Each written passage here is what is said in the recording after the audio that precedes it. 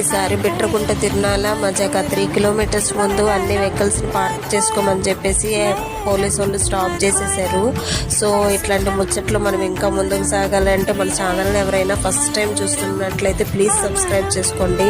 ఇంకా మంచి మంచి వీడియోస్ మన ఛానల్లో అప్లోడ్ చేస్తున్నామండి. ఇలాంటి మంచి వీడియోస్ నోటిఫికేషన్ మీకు ముందుగా రావాలంటే బెల్ ఐకాన్ని క్లిక్ చేయండి. వీడియో మొత్తం చూసాక మీకు కానీ నచ్చినట్లయితే లైక్ చేయండి.